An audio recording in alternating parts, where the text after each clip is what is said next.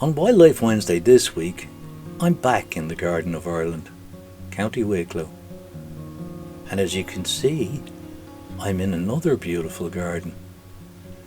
This one is the garden of Collie Ennis, herpetologist, whom you met last week on Wildlife Wednesday. So let's see what wonders he has in store for us this week.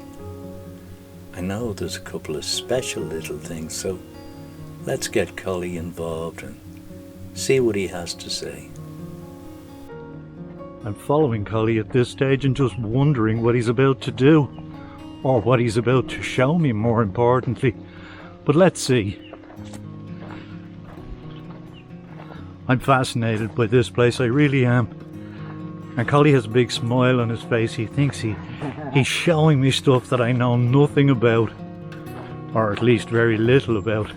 This is my future vegetable garden. Oh, okay, so we're passing through his future vegetable garden. Nice one. Just starting to set it up, but it's getting there. So the raised beds are in.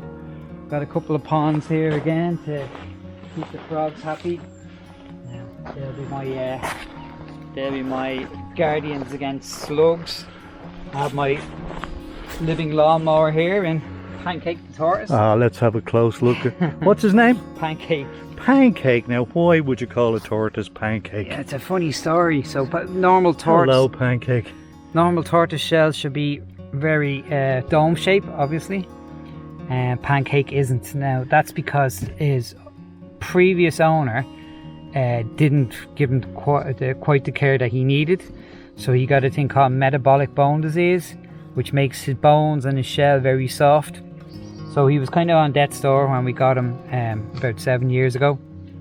But bounced back, hard as a rock now, and loving life. And is it safe to pick him up? Yeah, 100%. Let's take a close look at him. Hello, Pancake. Oh, he's gorgeous. So how old do you reckon he is, Collie?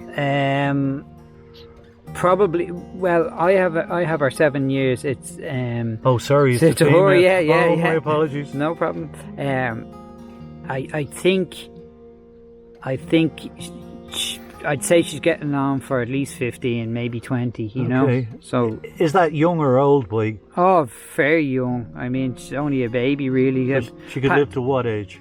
You know, anything from 40 to 80 years old, you know, wow. Maybe beyond.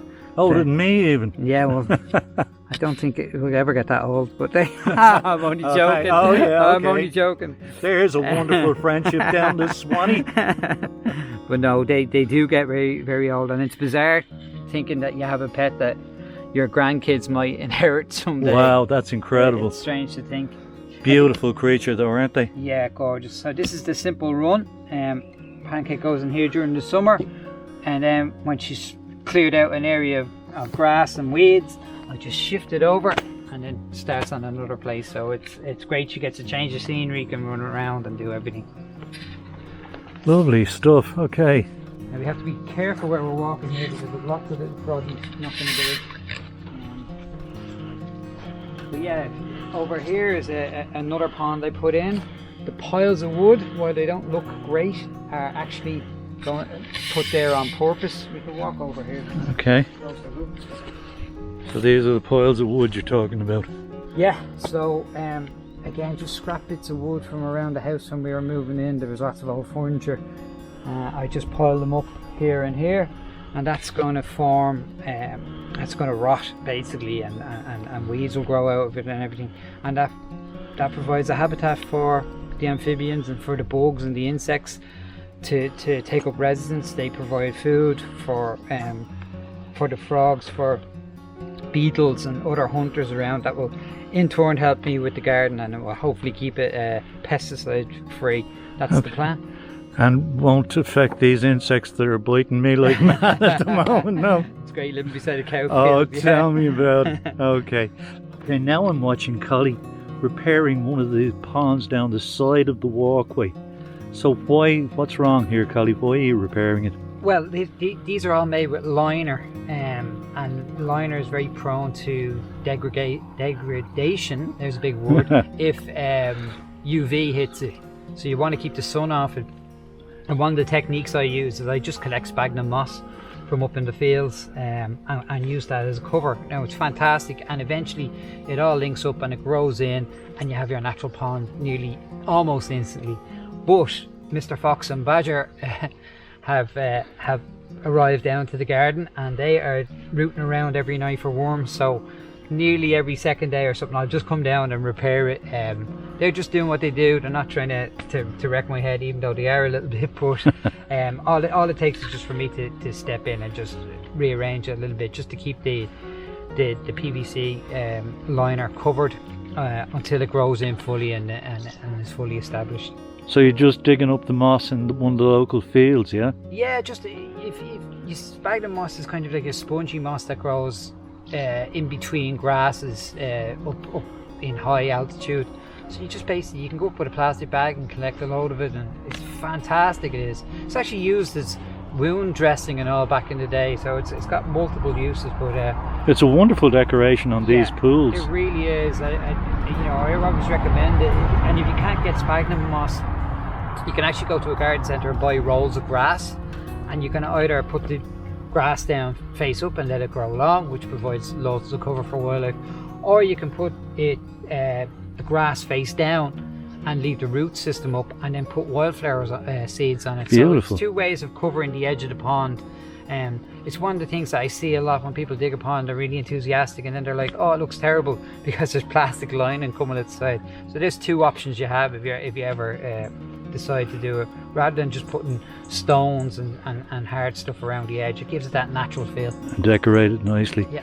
Apologies, folks, for the car passing by, but unfortunately Collie's house is very close to the road. Yeah, it is. But it's not disturbing us too much, is it? No, it's grand. We're hidden away from the road. Okay. Now you may be wondering why I'm standing outside a shed making an introduction. But in actual fact, that shed in the background is an Aladdin's cave. It's a menagerie. And it's Collie Ennis's. And I'm going to let Collie tell you all about it. Well, now I'm surrounded by... And I was about to tell you what I'm surrounded by, but to be quite honest, I don't really know. I mean, there's all sorts of things out here. You never know what you might find. Have a look at this guy. Now, look at that. Scary, isn't he? And there's all sorts of things in this place. Could I call it a menagerie? Or would the guy standing to my right be highly annoyed at me if I called it a menagerie? Because this is Collie Ennis, my favourite herpetologist. Collie, why are we standing out here in your shed? Yeah, menagerie is a good call. I think it's a fair enough thing to say. Yeah, this is my animal shed. This is where I breed and I keep all my tarantulas, snakes, scorpions, frogs, salamanders. So yeah, this is their setup, and we call it the shed. It's more of an affectionate name, but it's built up to a very high standard of care for the animals. Almost to zoo level, probably better than some zoos. So yeah, very happy with it, and it's been a long time waiting for it to be finished. So yeah, delighted to get all the animals in after a month or two where they were in temporary accommodation. So we're back again, and I'm really glad to be back at it. Okay, so tell me about some of the animals you have here, Collie. What's the most exotic, let's say? Oh my god, so I have everything. I mean, like, but the most exotic, I suppose, to most people would be the spiders, because they're so big and you know, scary looking compared to the house spider. I'll show you an example of what size they get to. So that's the molt off a spider that's in here. That's where they shed their old skin, and you can see she's quite a big girl. You can get her right in there, and that's, you can see the part where she's pulled herself out of that old skin, and as she does, then she'll grow again. So she's actually bigger than that size now, believe it or not. Now, what's she actually called? That is a salmon pink tarantula, and you can see the business end there is quite quite big as well. The old fangs. Absolutely. Yeah. Now, this is a fantastic thing when spiders molt. You can have great fun with scaring your wife and your kids by just leaving that around the bathroom. I would never do a thing like that. A gentleman like me, Collie. Neither would I. But tell me, and I think most people would probably ask you the same question. I'm afraid I'm going to show my ignorance here, but tarantulas, just how dangerous they are, because I think we all think tarantulas are extremely dangerous. Yeah, and it's a common misconception. It goes right back to like the earliest voyages over to the Americas. In order to pay for those trips, naturalists from mainly from the UK would have had to have sponsors, and in order to get sponsors you have to have amazing stories to tell people. So a lot of the tarantulas are called bird eaters, and there would have been drawings and etchings made of them eating birds and attacking people, and these wild stories told about them, and that's basically just so they could get sponsorship to go back and do more studies. The truth of the matter is that tarantulas their venom is very, very mild compared to most spiders. It's a really mild kind of thing. The most pain you'll get with most tarantulas is the mechanical pain of the fangs going in, because they are big fangs, but in no way would they kill you or seriously damage you in any way. It's not pleasant, but they're not going to put you in an early grave. Well, let me ask you another question, Collie. Am I correct in saying that I have seen film of you with a live tarantula in your hand? Yes. I had a very old girl, Vivian, who would have done a lot of public outreach work with me over the years, and she was very, very tame. Unfortunately, she passed away. She was 24 years old, which is a grand old age for a spider. So I'm currently working with a few more now to train them up and slowly break them in. The gas thing about tarantulas is, in the wild they'll live in a very small area. They'll find a burrow, they'll bury in there, and they'll live their whole life. Females will live their whole life in that one area. So it's quite ethical to keep them in these containers, and they're quite happy, and very happy if you don't disturb them. So when you're working with spiders in the public and doing public outreach, educational talks and stuff like that, you need to find a spider that is willing to do that, because I don't want to stress any animal out. I don't want to force them to entertain or to behave or to educate unless they're comfortable doing it. So at the moment I'm, what would you say, holding auditions for the next spider that's going to be able to work in public, and until then I'll be using my my dead skins to show. That's an interesting idea. Auditions. Listen, before we finish this little section, because I'm definitely going to come back and talk to you about some of the other animals that you have in here, Collie. Again, tarantulas, I'd be scared stiff, to be quite honest. How, in the name of God, did you start collecting them and bringing them into this kind of environment? I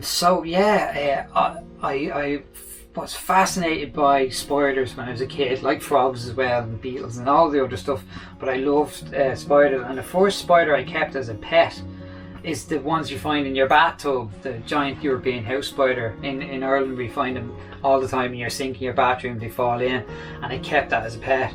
I thought they were the most incredible creatures. I'd feed it, woodlice and flies and stuff. And then I went to a pet shop one day in George Street Arcade in Dublin, in the city centre, and I saw a tarantula in its web in an enclosure like this, and the young 10-year-old me my head nearly fell off with excitement. So I begged and I saved, and I got my first tarantula, and I've been passionate about them ever since, and that's what I do. And now, like, all of these animals, all of these tarantulas would have been captive bred, so we're not taking anything from wild populations. Collectors like me and breeders like me now help out zoos with their species, especially endangered species like the P. metallica, and some species like that were on the brink of extinction have been brought back. So not only am I kind of fueling my own interest, it's kind of, you feel like you're helping out in general, and getting more people interested in this wonderful it's a wonderful hobby. It's a really interesting hobby to be in, and again it's very ethical. Spiders are very, very cool pets to keep because they just are so happy to sit in their burrow. Some spiders you end up having a pet hole because they only come out once a year and you're just looking at this hole in the ground, but as long as they're happy, that's the key. But yeah, that's how I got started, and that's why I'm still doing it. Okay, Collie, then before we leave, I have to ask you one more question, because we are going to come back here and we're going to look at all these animals individually. But before I leave, I know everybody's going to want to know about this little guy to my left. This snake that we have here. Yes. Let me just swing around and we'll have a look at him and you can talk about him. So this is Big Bertha. Came up from Cork a couple of years ago. Was a display snake for the university in Cork, and worked a lot with the students down there, and needed a new home. So I took her on, and she's been happy out up here ever since. She's touching on 7 foot now, and about 20 kg, which is a big old snake, and I absolutely adore her. And she's loving life now in the countryside, because instead of the frozen pre-killed rats and mice that you get from the pet shop, I can go out on the road and collect rabbits that got hit by a car yesterday, and it's a fantastic way of getting fresh produce and using up the roadkill that. Are you telling me that this snake realizes that it no longer lives in Tala, that it now lives in the country? I wouldn't say it realizes it, but it probably has a notion that it's getting better fed anyway. But yeah, I love her. She's a great old creature. Listen, Collie, thanks very much for spending some time with us today. I really enjoyed it, and I'm looking forward to coming back and exploring a little bit more in this cave of yours, okay? You'd be more than welcome. Thanks, Collie. Well, thanks again for watching Wildlife Wednesday, folks. I hope you enjoyed this week's episode, and if you did, I'd be grateful if you'd give it a like and subscribe to my channel. And when you do, don't forget to ring the bell so you're notified every time I upload new content. If you'd like to buy a copy of my safari book From Sunrise to Sunset, just follow the link below the video.